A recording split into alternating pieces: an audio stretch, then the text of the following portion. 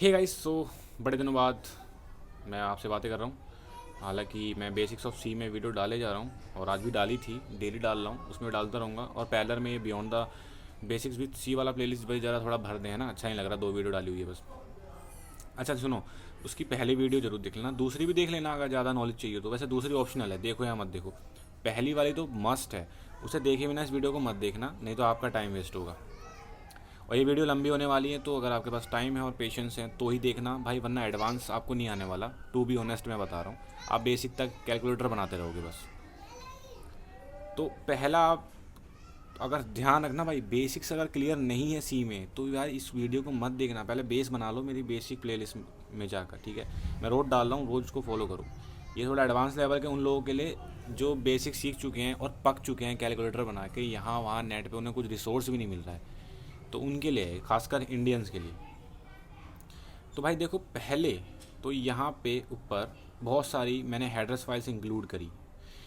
अच्छा मैं थोड़ा इंट्रो दे दूँ मैं क्या कर रहा हूँ। मैंने एक MP3 डिकोडर बनाया है, हम एक MP3 प्लेयर बना रहे हैं मोटा मोटी। तो इसमें 2 स्टेप होने वाले हैं, पहला MP3 डिकोडर, दूसरा MP3 प्लेयर। मतलब MP3 प्लेयर नहीं कहूँगा उसको, उसको मैं कहूँगा raw data player. MP3 decoder क्या करेगा, जो आपकी MP3 फाइल है, जो कि आज हम सिर्फ पहला पार्ट देखेंगे जिसमें हम MP3 डिकोडर बनाने वाले हैं। तो वो है क्या करेगा, वो MP3 file as a input लेने वाला है और जो बदले में वो हमें देगा अनकम्प्रेस्ड डेटा। मैंने आपको बताया था MP3 एक कंप्रेस्ड फाइल है, ठीक है। उसको प्ले करने के लिए ऐसा नहीं है कि हम डायरेक्ट उसको लें और प्ले कर दें, हमें उसको MP3 फाइल को पहले डिकोड करना पड़ेगा, उसमें से रॉ डेटा निकालना पड़ेगा, देन उसको प्ले करना पड़ेगा। तो आज हम सिर्फ रॉ डेटा निकालना सीख रहे हैं, उसमें से कैसे डेटा निकाला जाए। और अगले पार्ट में हम उस देखेंगे उस रॉ डेटा से अब गाना जो सॉन्ग है उसको कैसे प्ले करना है। तो आज हम जो लाइब्रेरी यूज़ करने वाले हैं सी में, बहुतों को तो ये भी नहीं पता कि सी में लाइब्रेरीज भी यूज़ कर सकते हैं। लाइक पाइथन में मॉड्यूल्स कहलाते हैं, उसमें भी लाइब्रेरीज होती है पाइथन में, वहाँ पे हम मॉड्यूल बोलते हैं उसको। तो इसके अंदर भी मॉड्यूल्स होते हैं भाई, बहुत सारे हैं। जो भी लिप से स्टार्ट होते हैं ना पैकेज नेम, वो सारे मॉड्यूल्स ही हैं सी के। तो आज जो हम यूज़ करने वाले हैं वो है, उसका नाम है FFmpeg लाइब्रेरी। ये काफ़ी काफ़ी बहुत ही ज़्यादा पॉपुलर लाइब्रेरी है भाई, आपने सुना ही होगा। ये हो गई एक लिपकर्ल हो गई, बहुत पॉपुलर, मोस्ट पॉपुलर लाइब्रेरीज हैं सी की। तो इसका यूज़ करके हम आज MP3 डिकोडिंग करने वाले हैं। तो ये जो हेडर्स फाइल्स हैं ये मैंने क्यों इंक्लूड करी हैं, वो धीरे धीरे हम कोड को जब रीड करेंगे तो समझ जाएंगे। और यहाँ मैंने आपकी सहूलियत के लिए सारी जो हेडर फाइल हैं जिनमें से हमने जो फंक्शन यूज़ किए हैं इस प्रोग्राम में वो मैंने लिख दिए हैं। लाइक avutil.h हेडर फाइल्स में से हमने ये वाला फंक्शन यूज़ किया हुआ है, ठीक है। एक मिनट यार, ज़रा पॉइंटर टच में ऑन कर दूँ, ज़्यादा बढ़िया रहेगा। ओके नाउ कूल, अब पॉइंटर टच है, अब मैं आपको ज़्यादा बेहतरीन तरीके से बताऊँगा। ये अब इस वाली हेडर्स में से हमने 5 फंक्शन यूज़ किए हैं, पहला, दूसरा, ये तीसरा, ये चौथा, ये पांचवा। इसमें से हमने ये फंक्शंस यूज़ किए हैं इसमें, और इसमें से ये वाला फंक्शन, इसमें से ये वाला फंक्शन। ओह माय गॉड, ना आप कह रहे होंगे भाई इतने सारे फंक्शंस। हाँ यार, इतना तो एक्सपेक्ट कर ही सकते हो। एडवांस लेवल जाना है ना तो यार डरो मत, देखो लाइन्स ऑफ कोड से, ठीक है, धीरे धीरे आ जाएगा।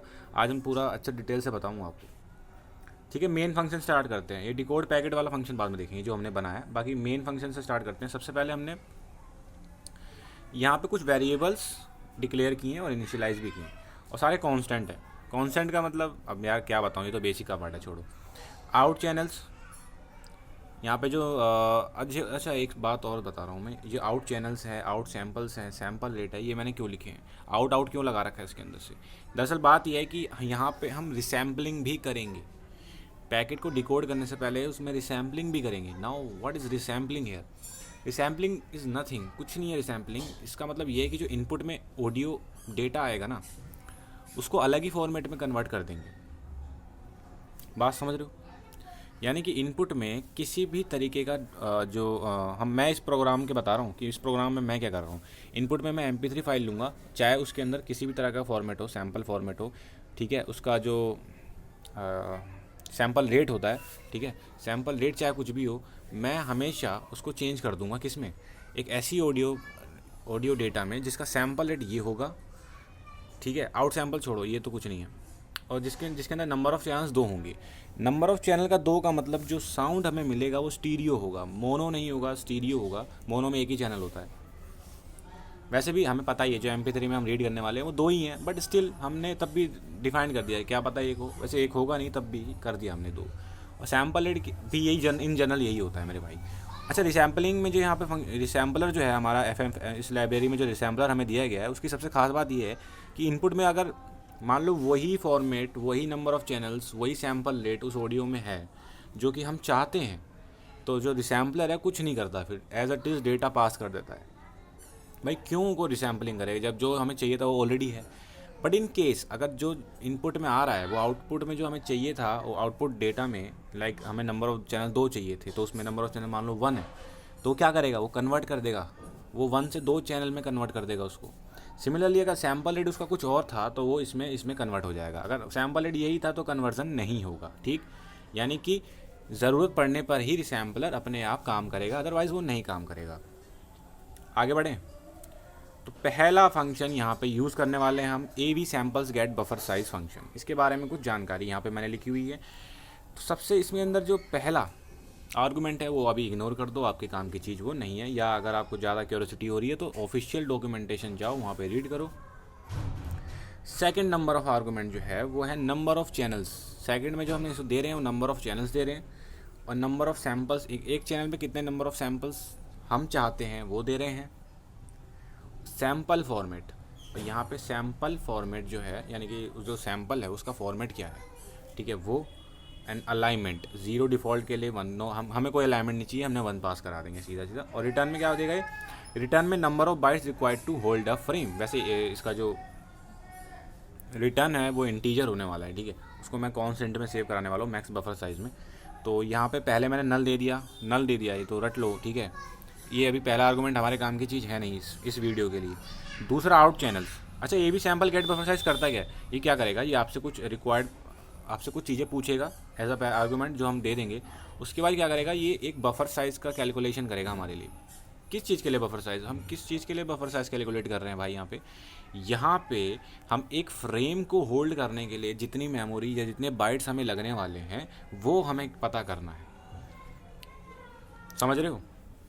और हमें पता है कि हम जो आउटपुट चैनल, मतलब हमारी जो रिसैम्पलिंग होकर जो हम चाहते हैं कि हमारी ऑडियो कैसी दिखनी चाहिए, उसमें कितने चैनल्स होने चाहिए, ये प्रॉपर्टीज़ ही तो है ना, एक किसी ऑडियो की प्रॉपर्टीज़ हैं। तो वो ऑडियो की प्रॉपर्टीज़ जो हमने डिफ़ाइन की हैं यहाँ पे, वो दे दी हमने कि भाई देखो हमारे ऑडियो में नंबर ऑफ़ चैनल्स इतने हो, सैम्पल्स एक चैनल के अंदर इतने हो। उसके बाद जो हमारा सैम्पल का फॉर्मेट होता है AV sample FMT AV sample FMT FLT। मैं बताता हूँ इसकी फुल फॉर्म। AV सैम्पल तो ठीक ही है, उसके बाद FMT मतलब फॉर्मेट है, सैम्पल फॉर्मेट, FLT मतलब फ्लोट यानी कि फ्लोट का जो साइज़ होता है वो 4 बाइट का होता है, यानी कि बिट्स, ठीक है, बिट्स में बताऊँ तो 32 बिट, ठीक है। तो यहाँ पे 32 बिट का जो सैम्पल होंगे वो 32 बिट में रिप्रेजेंट होंगे। इसका मतलब ये है मेरे भाइयों, सैम्पल फॉर्मेट में जो मैं बता रहा हूँ वो मैं यानी कि वो मैं इससे कह रहा हूँ कि जो हमारा एक सैम्पल होगा वो 32 बिट में रिप्रेजेंट किया जाएगा। तो मैं AV samples get buffer size वाले फंक्शन से बोल रहा हूँ, भैया सुनो, हमारे नंबर ऑफ़ चैनल्स इतने हैं, नंबर ऑफ़ सैम्पल्स इतने हैं एक चैनल में,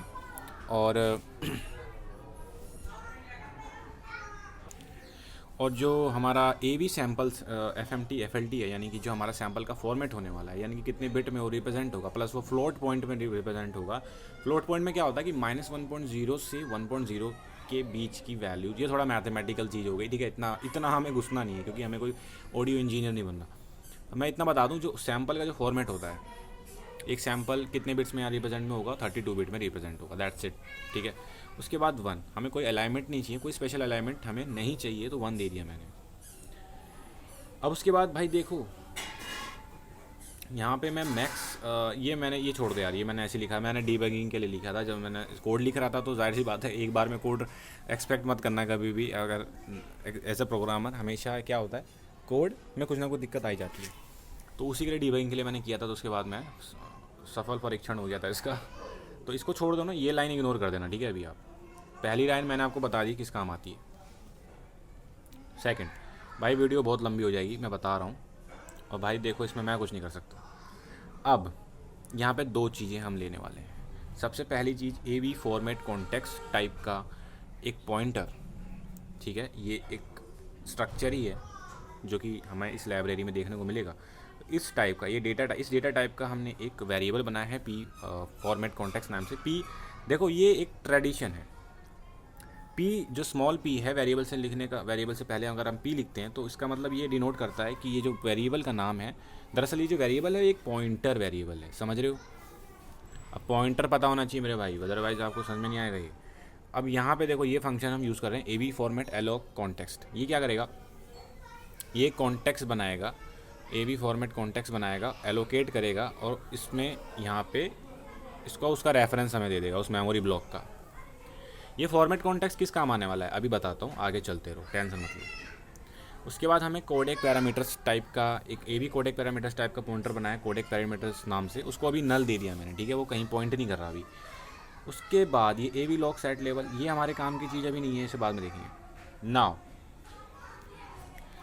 अब जो है A V format open input नाम का फंक्शन है जिसको हम कॉल करेंगे इफ़ कंडीशन के अंदर, और हम ये भी चेक कर लेंगे कि उसकी जो वैल्यू है वो 0 के बराबर तो नहीं है, ठीक है। अगर A we format open input की जो रिटर्न वैल्यू है वो अगर 0 नहीं है मेरे भाई, तो यहाँ पे एरर देके चुपचाप यहाँ से प्रोग्राम से एग्जिट हो जाएंगे, वरना कोई क्योंकि भाई होता क्या है कि A we format open input की जो रिटर्न वैल्यू में 0 होनी चाहिए, अदरवाइज़ कोई ना कुछ एरर आ चुका है। और ये वो स्टेप है जहाँ पे हम अपनी MP3 फाइल को रीड करने वाले हैं, मतलब हम नहीं करेंगे, आपकी लाइब्रेरी FFM MPG लाइब्रेरी ही करेगी, मतलब हम यहाँ पे उसको कमांड कर रहे हैं इस फंक्शन द्वारा। तो यहाँ पे देखो सबसे पहला क्या है, पहला फॉर्मेट कॉन्टेक्स्ट है जो कि हमने यहाँ पे बनाया था। ये एक स्ट्रक्चर है, इसके अंदर कई सारी फील्ड्स हैं। इसके अंदर क्या करेगा ये A V format open input function, ये यहाँ से सेकंड आर्गूमेंट में इसको हम वो देंगे फाइल का नाम जो भी इनपुट करनी है। फुल ध्यान रखना, रिलेटिव पाथ मत दे देना, पूरा पाथ देना है। ये सिर्फ मैंने song.mp3 इसलिए लिखा है क्योंकि करंट डायरेक्टरी में मैंने song.mp3 नाम से फाइल रखी हुई है, एक ऑडियो फाइल। एंड सेकंड और थर्ड आर्गूमेंट देखो यहाँ पे, देखो पहला आर्गूमेंट यहाँ पे जो है A V format context double pointer, हमने एक पॉइंट सिंगल पॉइंटर बनाया था, यहाँ डबल पॉइंटर देना है। दैट्स वाई यहाँ देखो यहाँ मैंने एड्रेस दिया है पी फॉर्मेट कॉन्टेक्स्ट का जो कि डबल पॉइंटर ही है। तो यानी कि वहाँ फॉर्मेट कॉन्टेक्स्ट पॉइंटर का एड्रेस देना होता है पहले आर्गूमेंट में, ठीक है। नाउ ये देखो it will be initialize automatically, ये क्या होगा ये अच्छा यहाँ पे एक चीज़ और लिखी है मैंने, अगर पी फॉर्मेट कॉन्टेक्स्ट जो है नल से सेट किया गया था तो ये खुद ही इनिशियलाइज हो जाएगा, समझ रहे हो। यानी कि अगर मैं यहाँ से A V format alloc context हटा दूँ और यहाँ नल लिख दूँ तो वो ऑटोमेटिकली इनिशियलाइज हो जाएगा, यानी कि ऑटोमेटिकली वो ये वाला फंक्शन कॉल कर देगा आपके लिए, है ना बढ़िया चीज़।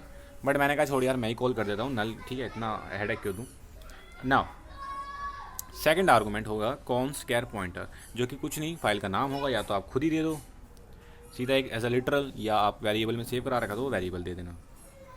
Third argument A V input format, ये जो है नल दे देना अभी के लिए, ठीक है। अगर नॉन नल होगा तो ये पैरामीटर क्या करेगा, स्पेसिफिक इनपुट फॉर्मेट फोर्स कर देगा, otherwise the format is auto detected, समझ रहे हो। मतलब कि ए वी इनपुट फॉर्मेट, इससे हम क्या, इस आर्गूमेंट में हम क्या रखते हैं, हम ये बोलते हैं कि भाई ए वी इनपुट जो हम मतलब लाइब्रेरी को हम ये बोलते हैं कि हम जो इनपुट देने वाले हैं, यानी कि जो हमारी ऑडियो फाइल आने वाली है उसका फॉर्मेट क्या है हम खुद ही बता रहे हैं, ठीक है। बट यहाँ हम खुद नहीं बता रहे, तो क्या करेगा ये लाइब्रेरी खुद ही डिटेक्ट कर लेगी कि ये किस टाइप का फॉर्मेट दिया गया है, यानी कि ये उसे अब उसे हमने नल दे दिया है तो उसने खुद डिटेक्ट कर लिया कि किस टाइप की ये फाइल है, MP3 है क्या है, ठीक है। उसके बाद ए वी डिक्शनरी अभी के लिए इग्नोर करो, ये थोड़ा ये हमारे लिए बात नहीं है इसकी कोई। अब इसकी जो रिटर्न वैल्यू है फंक्शन की 0 होगी सक्सेस पर या नेगेटिव वैल्यू होगी फेलियर पर।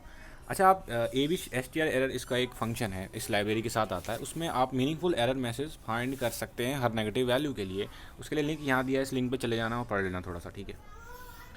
अभी यहाँ पे हम आते हैं तो यहाँ नल दे दिया, यहाँ सॉन्ग का नाम दे दिया जो भी फाइल मेरी करंट डायरेक्टरी में पड़ी हुई है, और यहाँ पे फॉर्मेट कॉन्टेक्स्ट दे दिया, सब बढ़िया सेट हो गया। चलो now A V format find stream info, ये क्या करेगा मेरे भाई।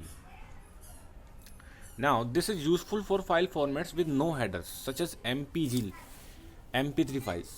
Guys MP3 की फुल फॉर्म होती है, MP stands for MPEG and 3 मतलब MPEG में लेयर 3। MPEG में 3 तरह के लेयर्स वाले ऑडियो फॉर्मेट्स आते हैं, लेयर 1, लेयर 2, लेयर 3। MP3 मतलब जो लेयर 3 वाला जो MPEG फॉर्मेट है वो सबसे ज़्यादा हाईली कंप्रेस्ड होता है और यही यूज़ होता है इंडस्ट्री में। क्योंकि भाई हाईली कंप्रेस्ड है तो जगह कम घेरेगा तो ये यूज़ करेंगे ना हम, जाहिर सी बात है। अच्छा पहला जो है, पहला इसमें फॉर्मेट कॉन्टेक्स्ट आपको पता ही है ये क्या है, ठीक है, कोई दिक्कत वाली बात नहीं। और दूसरा ये नल है, यहाँ पे एवी डिक्शनरी का हमें कोई रोल ही नहीं है, तो हम नल नल देते जाएंगे। जहाँ भी एवी डिक्शनरी का आर्गूमेंट लगेगा वहाँ हम नल दे देंगे, जरूरत है नहीं, क्योंकि हमें ये फंक्शन बेसिकली यूज़ होता है उन हमेशा अगर देखो अभी MP3 फाइल के संग डील कर रहे हैं तो ये फंक्शन की जरूरत हमें पड़ेगी, ठीक है। अगर इसने ज़ीरो से लेस देन वैल्यू, देखो ये कोई ज़ीरो सक्सेस पे देगा, और अगर इसने ज़ीरो से छोटी यानी नेगेटिव वैल्यू दे दी तो हम सीधा फिर बोलेंगे यार हम स्ट्रीम फाइंड नहीं कर पाए, रिटर्न -1।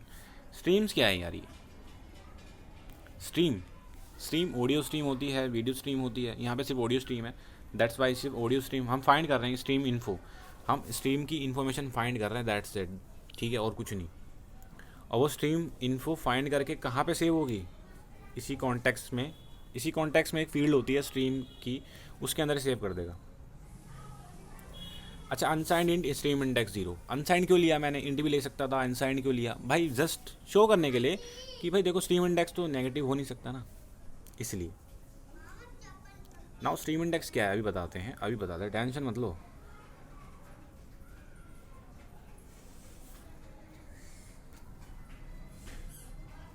ठीक है,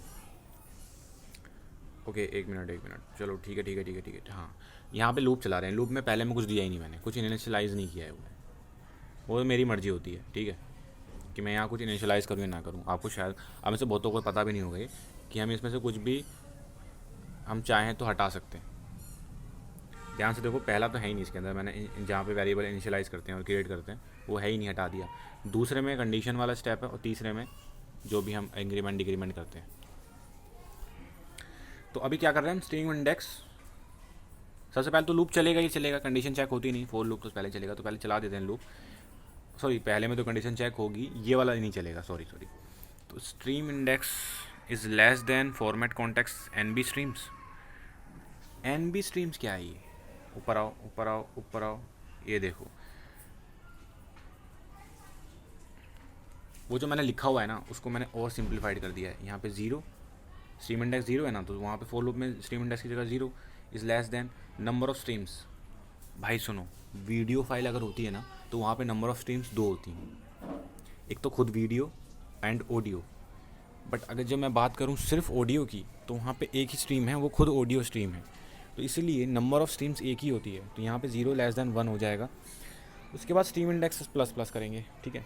अच्छा, AB फॉर्मेट कॉन्टेक्स्ट के कुछ मेंबर्स हैं जिनमें से 2 हाईलाइट मैं यहाँ कर रहा हूँ।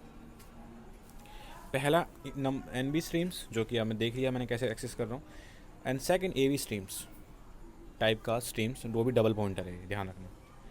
AV स्ट्रीम के भी खुद मेंबर हैं, यानी कि ये जो है इसके इस टाइप के 2 इसमें भी मेंबर्स हैं, लेकिन जो मेंबर हमारे लिए यूज़फुल है वो मैंने यहाँ लिख दिया है, AV कोडेक पैरामीटर्स टाइप का कोडेक पेयर।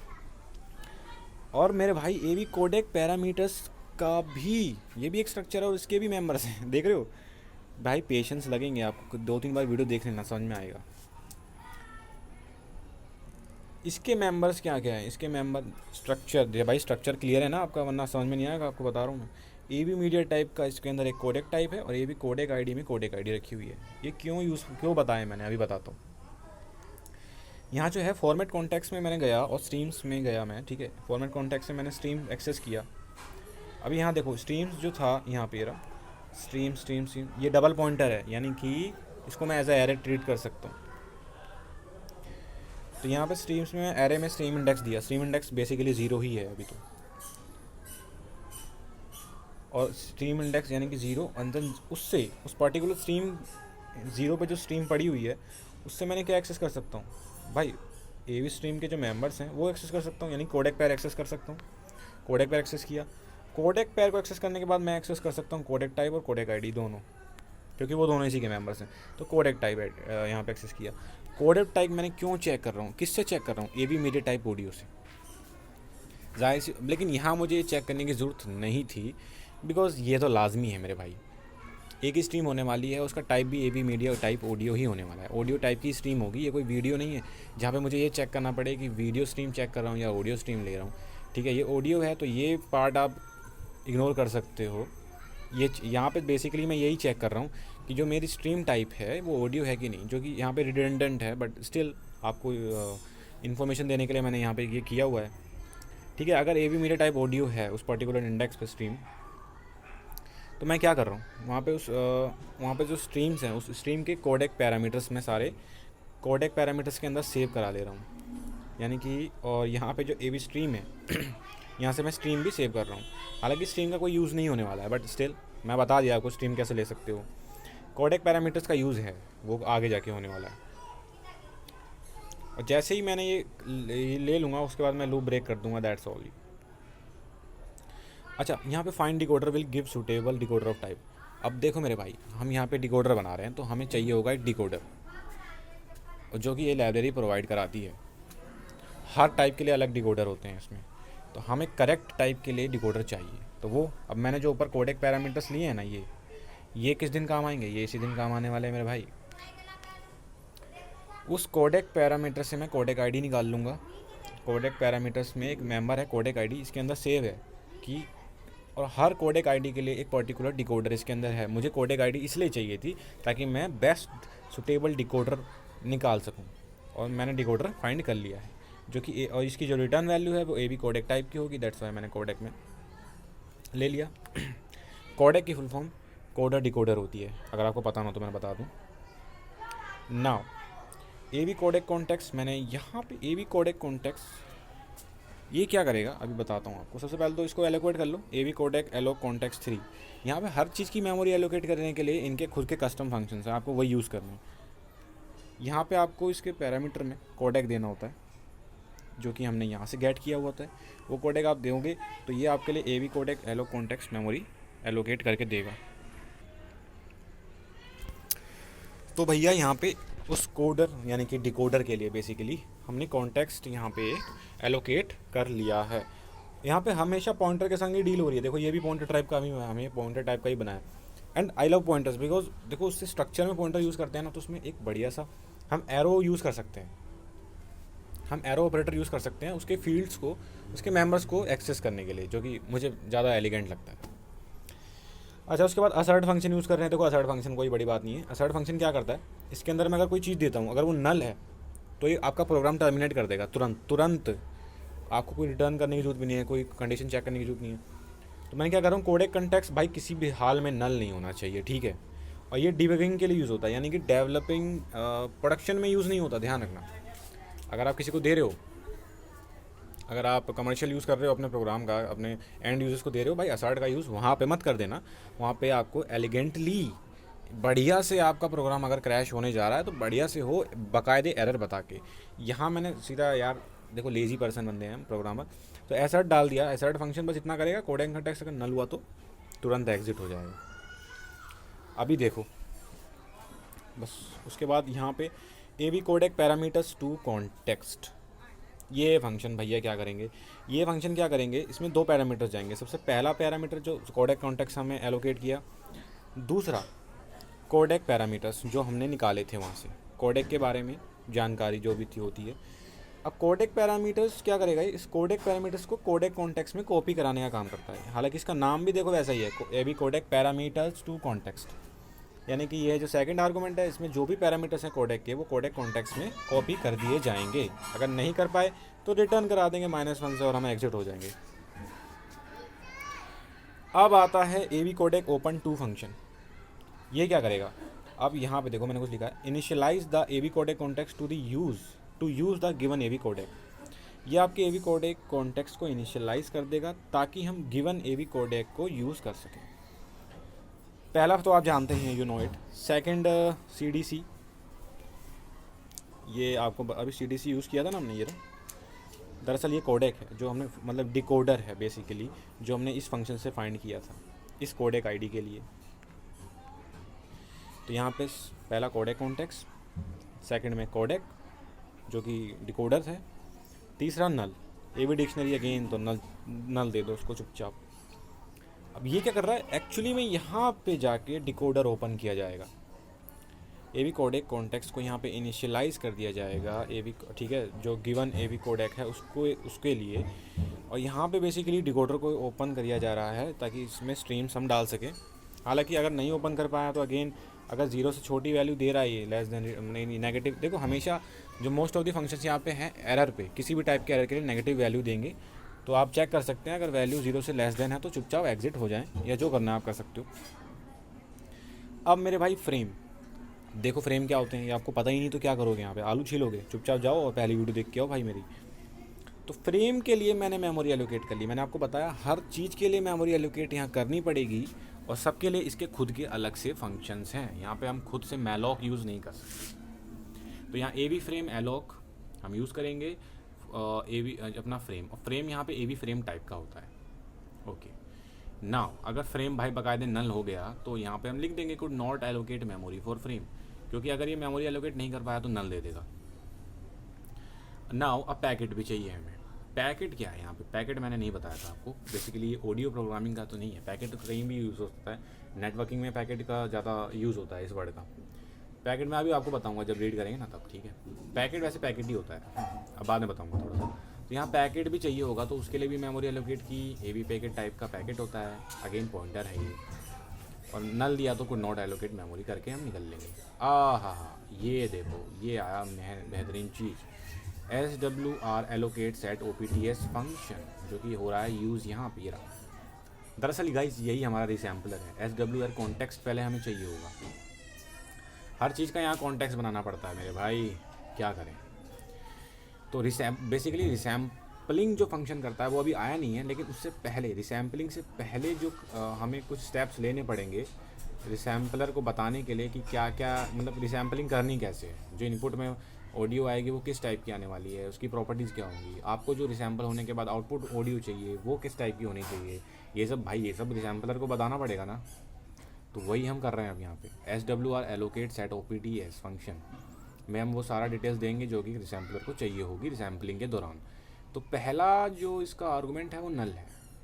अब देखो पहला आर्गूमेंट मैंने यहाँ लिखा है कि स्ट्रक्ट SWR कॉन्टेक्स्ट टाइप का पॉइंटर यहाँ पे दे सकते हैं, बट बेसिकली ये अगर आपके पास ऑलरेडी SWR कॉन्टेक्स्ट है तो यहाँ पे दे दो, और अगर नहीं है आपके पास तो चुपचाप नल दे दो। ये क्या करेगा, ये आपके लिए खुद से SWR कॉन्टेक्स्ट टाइप का कॉन्टेक्स्ट एलोकेट करके रिटर्न कर देगा, जो कि आप इसके अंदर सेव करा लेना, बस दैट्स इट। तो पहला आप नल ही दे दो, ठीक है। उसके बाद AVCH लेआउट स्टीरियो, CH मतलब चैनल का लेआउट, यानी कि अब ये देखो ये इनपुट है, सॉरी आउटपुट है, output channel layout. Second argument में हम देंगे आउटपुट चैनल का लेआउट कैसा होना चाहिए, यानी कि जो हमें चाहिए रिसैम्पलिंग के बाद वो कैसा होना चाहिए। भाई वो स्टीरियो होना चाहिए, स्टीरियो मतलब 2 चैनल। फिर हमने बताया कि आउटपुट जो है उसका सैम्पल का फॉर्मेट कैसा होना चाहिए। भाई हमने कह दिया वो फॉर्मेट वो फ्लोट होना चाहिए 32 बिट का। थर्ड आर्गूमेंट नहीं चौथा आर्गूमेंट में क्या है, सैम्पल रेट। हमें जो सैम्पल रेट चाहिए वो हमने ऑलरेडी ऊपर डिफाइन किया हुआ था, 44100 का चाहिए हमें। सैम्पल रेट क्या होता है ये भी हमारी पहली वीडियो में डिस्कशन हो चुकी है। नाउ इनपुट चैनल लेआउट, अब हम बता रहे हैं जो भी इस रिसैम्पलर में एज ए इनपुट जो आएगा, जिसको इसे रिसैम्पल करना है, उसकी प्रॉपर्टी क्या है। देखो उसकी प्रॉपर्टी तो आपको पता नहीं है, कैसे पता हो सकती है मेरे भाई। जो ऑडियो आप रीड कर रहे हो MP3, उसकी प्रॉपर्टीज़ क्या है आपको नहीं पता, लेकिन इस लाइब्रेरी को पता है, तो क्यों ना फ़ायदा उठाया जाए। तो इनपुट में जो सैम्पल जो हमने ऑडियो रीड करी है उसका चैनल का लेआउट क्या है, वो सेव है कोडेक पैरामीटर्स। देखो कोडेक पैरामीटर्स कितनी काम की चीज़ है, आप सोच रहे होंगे ना क्यों हमने इसका यूज़ किया। तो उस पैरामीटर्स में दरअसल उस पर्टिकुलर ऑडियो के बारे में, उस स्ट्रीम के बारे में प्रॉपर्टीज़ पड़ी हुई हैं। लाइक उस ऑडियो में कितने चैनल का लेआउट क्या है, ठीक है, स्टीरियो है, मोनो है, यानी कि नंबर ऑफ़ चैनल्स क्या है, ठीक है। और उसके बाद फॉर्मेट, उसका फॉर्मेट क्या है, फॉर्मेट यानी कि सैम्पल फॉर्मेट, ठीक है। मैंने बता दिया भाई इनपुट सैम्पल फॉर्मेट क्या है, हमें सैम्पल फॉर्मेट चाहिए तो ये वैसे, और जाएगा क्या ऐसे इनपुट, वो ये हमें नहीं पता क्या है, जो भी है हमने यहाँ से दे दिया। कोडेक पैरामीटर्स के सैम्पल रेट में उसका सैम्पलिंग रेट भी पड़ा हुआ है, वो भी दे दिया हमने। उसके बाद log of set log context अभी के लिए इग्नोर करो, 0 और नल डाल दो। ये इंटीजर टाइप का था तो हमने 0 डाल दिया, और ये पॉइंटर टाइप का था, दैट्स वाई नल दे दिया। तो अभी के लिए इग्नोर करो, जो इंपॉर्टेंट चीज़ें थी आपकी जानने के लिए वो ये थी। नाउ अगेन फिर मैं चेक कर रहा हूँ भाई SWR कॉन्टेक्स्ट नल तो नहीं है, नल है तो चुपचाप यहाँ से रिटर्न हो जाओ। अब SWR इनिट, SWR कॉन्टेक्स्ट हो गया, ठीक है। अब उसको इनिशियलाइज़ करना है। ये कुछ स्टेप्स हैं प्री डिफाइंड जो हमें करना ही पड़ते हैं, ठीक है, एक प्रॉपर सेटअप के लिए। ये समझ लो सेटअप बिठा रहे हैं हम अपना, ये स्टेप्स आपको करने पड़ेंगे। एस डेवलपर इनिट में उस कॉन्टेक्स्ट को हमें दे देना होता है। अब अच्छा, मैंने यहाँ पे यूइंट 8 टाइप का डेटा टाइप है, ये शायद आपने देखा ना हो, इसलिए मैंने इन केस मैंने यहाँ बता दिया कि इसका मतलब क्या है। दरअसल ये शॉर्ट हैंड है अनसाइंड इंट का, और वो भी 8 बिट का, यानी कि 8 यू इन 8, सॉरी इन लिख दिया मैंने, इंट 8 है, यहाँ पे सही लिखा है, यहाँ गलत हो गया। ये इसका मतलब है कि अनसाइंड इंट है, वो भी 8 बिट का, 8 बिट यानी कि 1 बाइट का एक अनसाइंड इंटीजर डेटा टाइप ये होल्ड करेगा। ए वी मैलॉक क्या करेगा यहाँ पे, अब ये गाइस जो ए वी मैलॉक है ना, इससे मैं वो बफर एलोकेट कर रहा हूँ, वो मेमोरी एलोकेट कर रहा हूँ जहाँ पे हमारा डेटा डिकोड होने के बाद या रिसैम्पल होने के बाद वहाँ पे ही सेव होगा। ये समझ रहे हो? ठीक है, समझ रहे हैं। अब यहाँ पे देखो, इसके जो फर्स्ट आर्गूमेंट में है मैक्स बफर साइज़ दे रहा हूँ। बेसिकली ये अनसाइंड इन टाइप का यहाँ पे डेटा लेता है, जिसका मतलब बस इतना ही है कि size of memory block to be allocated, जो मेमोरी ब्लॉक एलोकेट करना है उसका साइज़ क्या होना चाहिए। तो यहाँ पे मैक्स बफर साइज़ जो कि एक फ्रेम के लिए हमने एलोकेट कैलकुलेट किया था बहुत पहले ही, वो हमने दे दिया कि एक फ्रेम का बफर साइज़, एक फ्रेम को एलोकेट करने के लिए जितनी बाइट चाहिए उतनी ही बाइट का मैं एक बफर बना दे रहा हूँ, ठीक है, उतना ही चाहिए मुझे। मैं सारे फ्रेम थोड़ी रीड करने वाला हूँ भाई, आराम आराम से रीड करेंगे, ऐसा तो बहुत खामा का बफर वेस्ट हो जाएगा। सिर्फ एक बफर के लिए हम एक ही फ्रेम के लिए बफर बना देना है, बहुत हो गया। एक फ्रेम रीड करेंगे, बफर में डालेंगे, जब फ्रेम का हमारा काम ख़त्म हो जाएगा तो उस बफर को खाली करेंगे, फिर दूसरा रीड करेंगे, उसी छोटे से बफर से हम सारे एक एक करके फ्रेम रीड करेंगे, ठीक है। और ये यूइंट 8 टाइप का क्यों ले रहा हूँ, ताकि भाई, क्योंकि यहाँ पे देखो बात भाई ये है कि यहाँ पे हम देखो 8 बिट इसलिए ले रहे हैं क्योंकि एक बाइट 8 बिट का होता है, और सब बढ़िया से हो तो हम ये इंश्योर करना चाहते हैं कि जो वैल्यूज़ हों वो अनसाइंड हो, समझ रहे हो, प्लस वो हर वैल्यू 8 बिट की हो ताकि बाइट बाय बाइट हम प्रोसेसिंग कर सकें। यहाँ पे हमेशा हर चीज़ बाइट में होती है, दैट्स वाई मैं एक बफर बना रहा हूँ जहाँ पे पॉइंटर जो है ये बफर टाइप का, सॉरी यूइंट 8 टाइप का पॉइंटर एक ऐसे मेमोरी ब्लॉक को पॉइंट करे जहाँ पे हर ब्लॉक, पूरा एक ब्लॉक तो हो गया, उसमें जो पर्टिकुलर एक एक सिंगल ब्लॉक हैं वो 8 बिट के हों, यानी कि 1 बाइट के हों, ठीक है। तो अब पैकेट के डेटा में नल दे रहा हूँ फ़िलहाल, और उसका साइज़ भी 0 ही है क्योंकि अभी पैकेट खाली है। अच्छा नाउ अब टाइम आ चुका है कि हम पैकेट को रीड करें। कैसे पैकेट को रीड करेंगे वो यहाँ देखते हैं। ए वी रीड फ्रेम, यहाँ पे ठीक है, तो ए वी रीड, अबे यार ये सी टी भी ना, तो अब जो फंक्शन यूज़ करेंगे ए वी रीड फ्रेम, उसके बारे में कुछ जानकारी, ये रहा ए वी रीड फ्रेम। पहला तो फॉर्मेट कॉन्टेक्स्ट है, बताने की जरूरत नहीं क्या है, ये बात हो चुकी है। सेकंड जो इसका आर्गूमेंट है, चलो बजन दो यार सी टी को, सेकंड आर्गूमेंट जो है वो पैकेट है जो कि हमने बनाया था, जिसके लिए मेमोरी एलोकेट की थी। ये पैकेट क्या करेगा, ए वी रीड फ्रेम जैसा कि इसका नाम है, ये जो ऑडियो इनपुट, जो ऑडियो हमने खोल चुके हैं उसमें से फ्रेम से रीड करेगा, इस पैकेट में डाल देगा। ये एक सिंगल पैकेट है जिसके अंदर मल्टीपल फ्रेम्स होने वाले हैं, बट इस केस में MP3 फाइल केस में मल्टीपल फ्रेम्स नहीं होंगे। यहाँ पे क्यों नहीं होंगे, इसके लिए ये थोड़ा सा डिस्कशन मैंने यहाँ किया हुआ है, जो कि इसकी खुद ऑफिशियल डॉक्यूमेंटेशन से ही निकाला हुआ है। जाहिर सी बात है यार, मैं कोई ऊपर से सीख के नहीं आया हूँ, इसके ऑफिशियल डॉक्स हैं, उनसे से सीखा है मैंने जो भी सीखा है। तो अब इसका जो पहला आर्गूमेंट है वो तो फॉर्मेट कॉन्टेक्स्ट है, ठीक है, ये बात समझ में आती है। सेकंड आर्गूमेंट जो इसका है पैकेट है, जो कि ये फिल करेगा, और ये फिल कर देगा, ठीक है, हर कॉल में इसको फिल करेगा ये, ठीक है। जब भी कॉल करेंगे, जब भी मतलब इस फंक्शन को मैं कॉल करूँगा, ये इस पैकेट में नए फ्रेम डाल देगा, ठीक है, ये बात तो ठीक है। नोट देखते हैं, नोट काफ़ी इंपॉर्टेंट चीज़ है यहाँ पे। ऑडियो के लिए, अगर हम ऑडियो के लिए रीड फ्रेम, ये फंक्शन ऑडियो के लिए यूज़ करते हैं, जो कि हम कर ही रहे हैं इसमें ऑडियो के लिए, तो ये कंटेन करेगा integer number of frames if each frame has a non fix size. यानी कि एग्जांपल, अगर मैं PCM डेटा रीड कर रहा हूँ या AD PCM डेटा या और कोई ऑडियो फॉर्मेट डेटा मैं यहाँ पे रीड करूँ जिसके फ्रेम जो होते हैं वो फिक्स लेंथ के होते हैं, समझ रहे हो, तो उसमें जो है इसके अंदर मल्टीपल फ्रेम्स होंगे पैकेट के अंदर। लेकिन अगर जो ऑडियो फ्रेम्स है वो वेरिएबल साइज़ की है, और वो कब होता है, जब MP3 फाइल्स हम रीड कर रहे हो, तो उस केस में क्या ऑडियो फ्रेम्स की किसी फ्रेम की फ़िक्स लेंथ नहीं होती भाई, वो वेरिएबल साइज़ के होते हैं। तो ऐसे केस में हम जो इस लाइब्रेरी का थंब रूल है वो ये है कि हमेशा पैकेट के अंदर एक ही फ्रेम डालो, बात ख़त्म। तो इस केस में अब मैंने बोला था कि पैकेट के अंदर मल्टीपल फ्रेम्स हो सकते हैं, बट अभी चूंकि MP3 के संग डील कर रहे हैं तो यहाँ पे एक ही फ्रेम होने वाला है। ये तो क्लियर हो गया, ठीक है। तो यहाँ पे रिटर्न 0 है। अगर ओके सब ओके रहा तो ठीक है 0 हो जाएगा, अगर नहीं ओके रहा यानी कि अगर ओके कब नहीं रहेगा, या तो डेटा ख़त्म हो गया यानी कि अब कुछ है नहीं बचा फ्रेम रीड करने के लिए, हमने पूरी फाइल रीड कर ली, फ्रेम नहीं है अब रीड करने को, तब ये नेगेटिव वैल्यू देगा, या तब दे देगा या कोई एरर आ गया हो, ठीक है, कुछ अनएक्सपेक्टेड एरर आ गया हो तब ये नेगेटिव वैल्यू देगा, अदरवाइज ये 0 दे देगा सक्सेस पे। तो हम वही तब तक लूप चलाएंगे जब तक एवी रीड फ्रेम भाई 0 दे रहा है, तब तक लूप चला रहे हैं हम, तब तक सब ओके ही है। इसके अंदर अब सबसे पहला स्टेप देखो, पैकेट के अंदर अब फ्रेम आ चुके हैं, इस फंक्शन कॉल होते ही पैकेट में एक फ्रेम आ चुका है यानी कि, और एक फ्रेम में मल्टीपल सैम्पल्स हैं एंड वी डोंट नो कि कितने सैम्पल्स हैं, अभी हमें तो नहीं पता, हाँ लाइब्रेरी को पता है एंड हमें केयर भी नहीं इस बात की।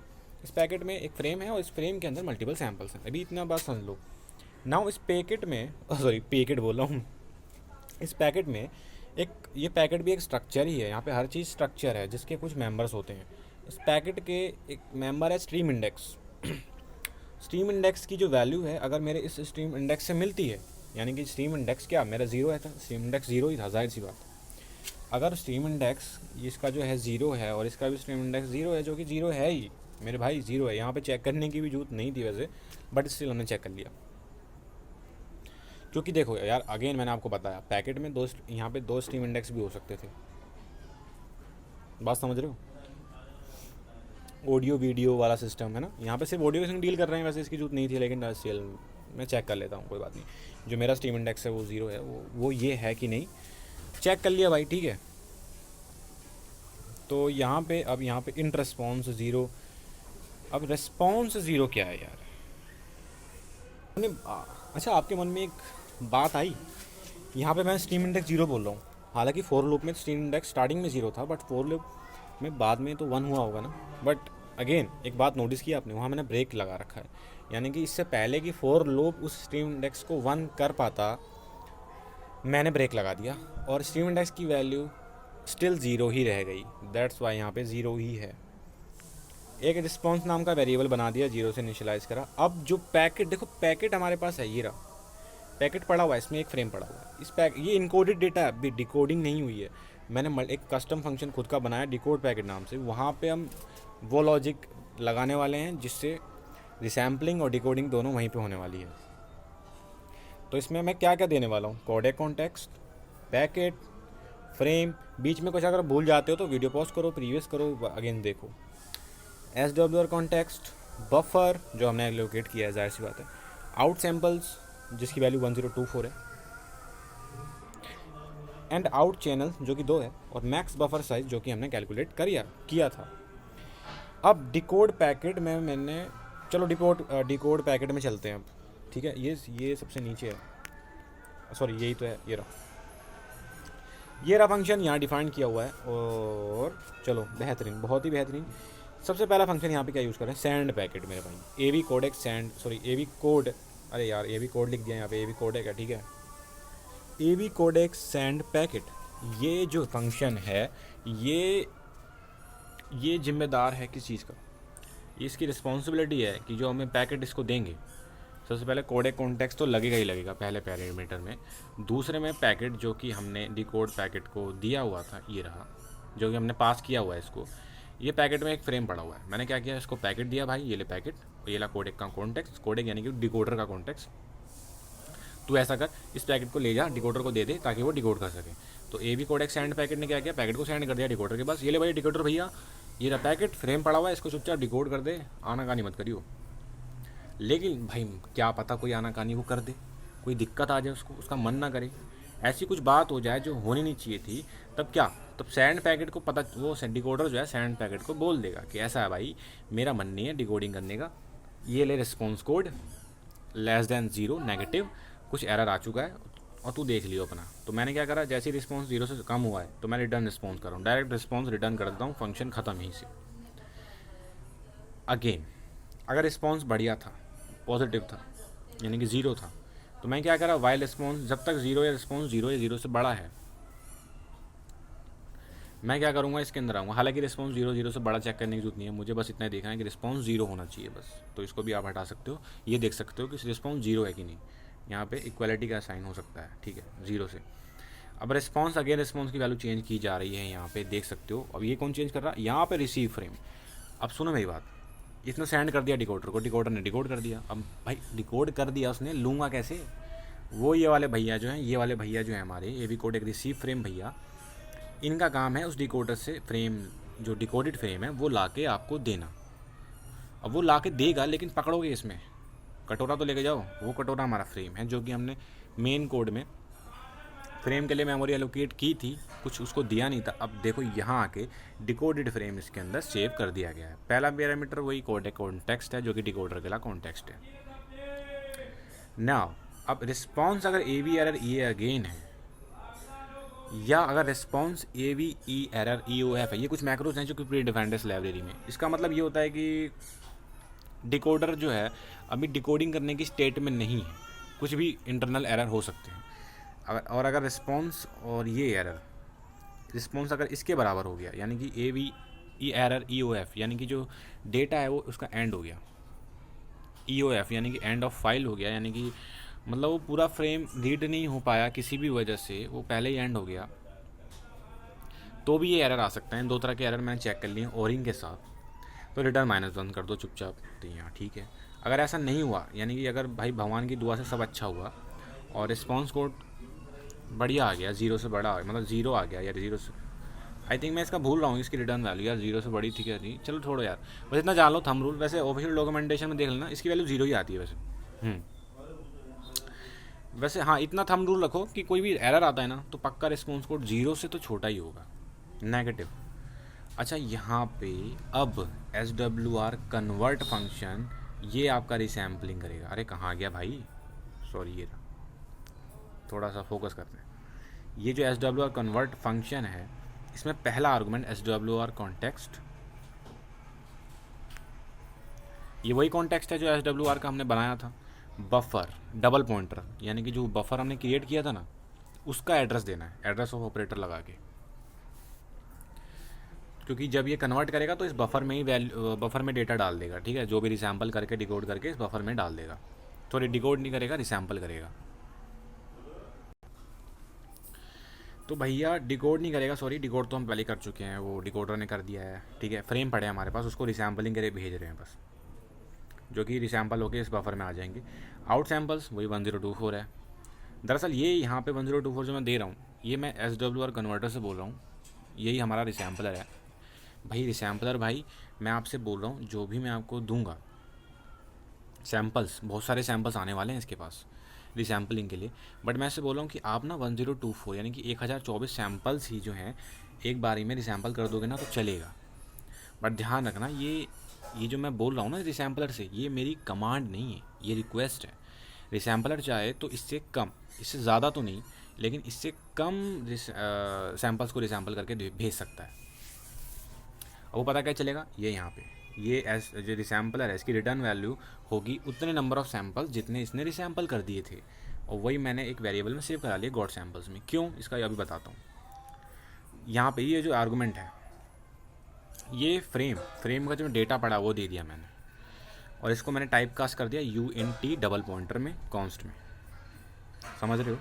दरअसल क्योंकि जो डेटा था ये डबल पॉइंटर ही है, बट इसको मैंने UNT8, जो कि क्योंकि इसी टाइप का तो बफर है यार, मैंने इसको इसी में टाइप कास्ट कर दिया ताकि उस बफर में बढ़िया से ये फिट हो जाए।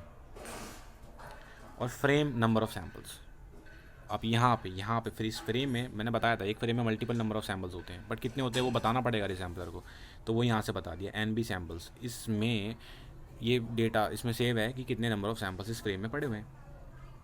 अब अगर गॉट सैम्पल्स लेस देन 0 हो गया, यानी कि जो रिसैम्पलर है कुछ रिसैम्पल ही नहीं करा उसने, नेगेटिव दे दी, तो भाई दिक्कत हो गई। फिर तो यहाँ से चुपचाप कट लो, एग्जिट हो जाओ। और अगर रिसैम्पलिंग हुई तो यानी कि ज़ाहिर सी बात है गॉट सैम्पल्स की वैल्यू 0 से बड़ी होगी, कुछ भी हो सकती है, 1000 2000, जितने सैम्पल्स उसने रिसैम्पल कर दिए सक्सेसफुली वो होगी। पर ध्यान है 1024 से ऊपर तो नहीं होगी, क्योंकि 1024 तो मैंने रिक्वेस्ट ही की थी कि भाई इतने मैक्सिमम नंबर सैम्पल्स हो सके तो भैया प्लीज़ रिसैम्पल कर देना, और इससे कम भी कर सकता है वो चाहे तो इन केस अगर उसने कम करे तो हमें कुछ स्टेप्स लेने पड़ेंगे, और लेने ही पड़ेंगे क्योंकि उसकी आदत ख़राब है, वो कम लेगा पक्का। तो यहाँ पे मैं अब दोबारा से samples get buffer size function use कर रहा हूँ और बफर साइज़ कैलकुलेट कर रहा हूँ।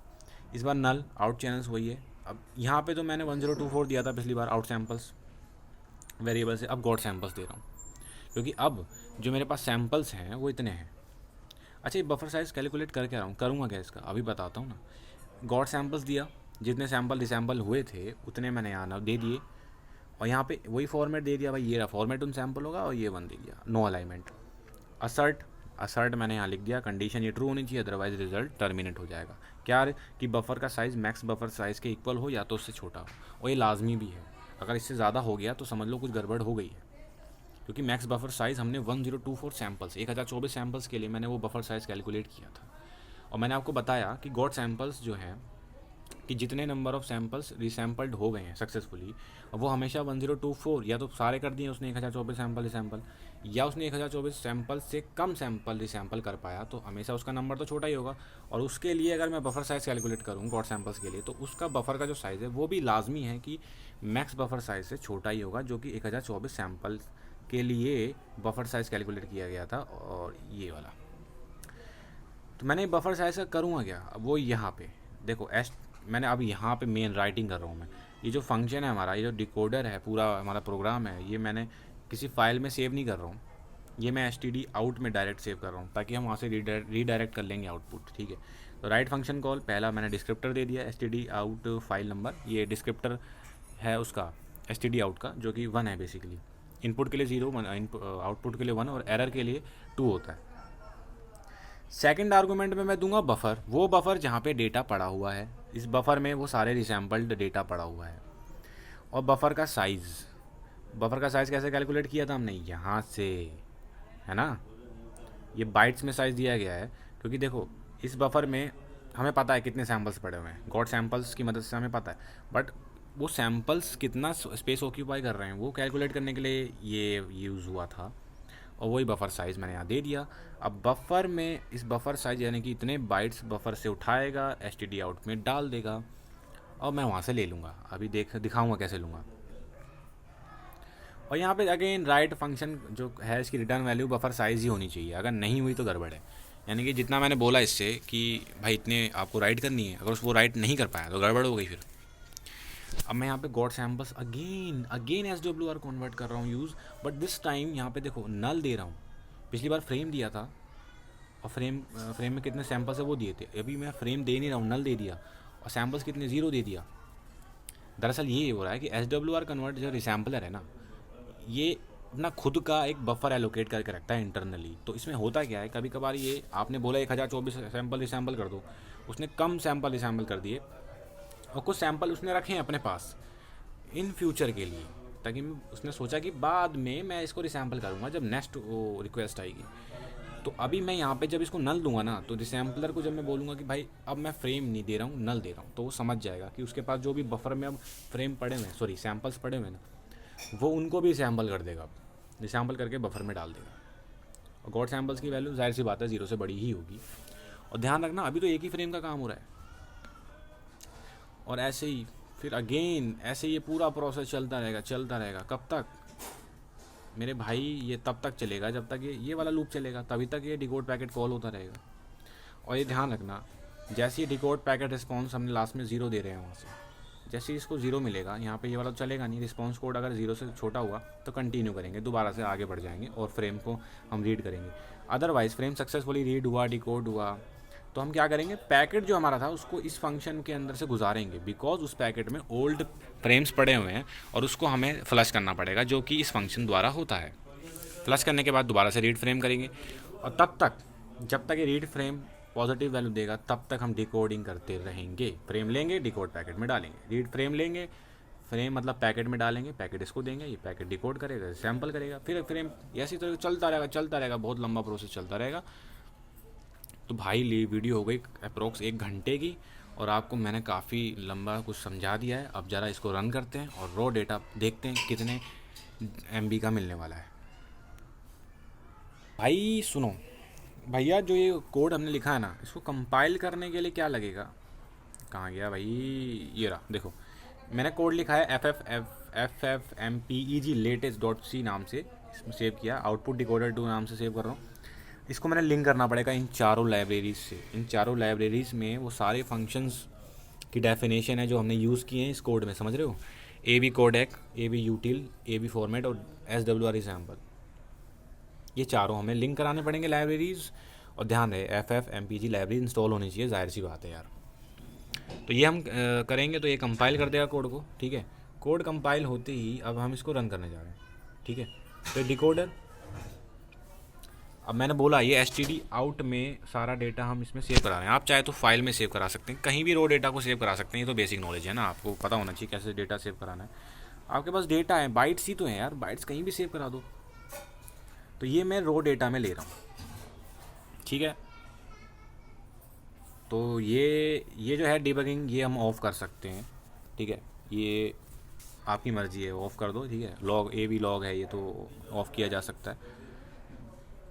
अब ये रो डेटा का साइज़ मैं दिखा दूँ आपको, ज़रा आप थोड़ा हैरान हो जाओ, 96 MB। और ज़रा मैं उसका साइज़ दिखाऊँ जो MP3 ओरिजिनल MP3 फाइल थी,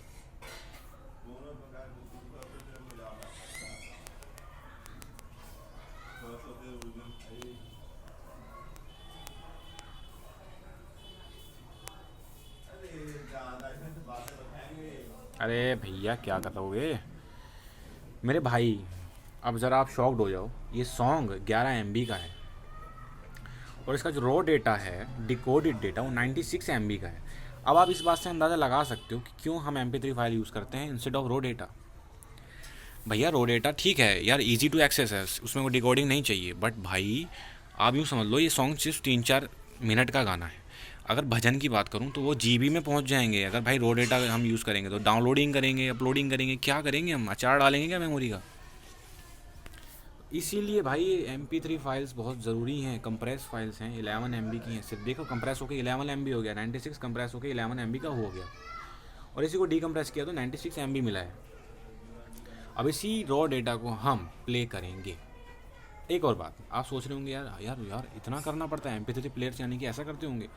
हाँ मेरे भाई, लेकिन वो ऐसे नहीं करते होंगे, मतलब ऐसे नहीं करेंगे मेरे ख्याल से आइडियल, क्योंकि आइडियल ये सही नहीं है। आइडियल टेक्निक ये होगी कि हम रॉ डेटा जो है, मान लो हमने रॉ डेटा हमने 1-2 MB डिकोड कर लिया, हम एक बफ़र मेंटेन करेंगे, उसमें 5 MB का बफ़र बना लेंगे, सोचो, ठीक है। 5 MB का हम डेटा मेंटेन करेंगे, बफ़र मेंटेन करके चलेंगे, और हम धीरे धीरे डीकम्प्रेस करेंगे फाइल को, यानी कि डिकोडेड डेटा या रॉ डेटा लेंगे, 1-2 MB बफर में डालेंगे, 5 MB पूरा फुल कर लेंगे, और उसी को धीरे धीरे पास कराते रहेंगे हम, किसको, प्लेयर को। भाई प्लेयर को जाहिर सी बात है 96 MB जो ये डेटा है वो एक बार में प्ले नहीं होने वाला। 4 मिनट है ना, 4 मिनट में डिवाइड है, हर सेकंड में इतने बाइट्स लगेंगे। वो पर्टिकुलर जो भी कैलकुलेशन इसमें हुई होगी, वो मैंने थोड़ा कैलकुलेशन भी मैंने बताया फर्स्ट वीडियो में, आपने अगर हमने देखी हो तो उसी हिसाब से उतनी MB हम लेंगे और एक बार में देंगे प्लेयर को, फिर उतना ही डिकोड करेंगे, यानी कि उतना ही डिकोड करेंगे जितने की ज़रूरत है। एक खट्टे 96 MB डिकोड करके नहीं रखेंगे हम। इससे क्या होगा, एक बफर मेंटेन होकर रखेगा कि भाई 5 MB ही हम यूज़ कर रहे हैं मेमोरी में, है ना, कूल थिंग। या आप 1 MB भी यूज़ कर सकते हैं, ये आपके ऊपर है। मतलब एक खट्टे 96 MB नहीं हम डिकोड करने वाले, यहाँ तो मैं बता रहा हूँ आपको। तो अगली वीडियो में हम इसको प्ले करना देखेंगे, वो कोड छोटा होने वाला है, कोई बड़ी बात नहीं है, प्ले करना। डिकोडिंग में काफ़ी कुछ नई चीज़ सीखने को मिली है, तो आई होप आपको वीडियो अच्छी लगी हो। बोरिंग लगी हो तो मेरे भाई आपकी बस की नहीं है प्रोग्रामिंग, आप छोड़ दो, आप कैलकुलेटर बनाओ बैठ के, ठीक है।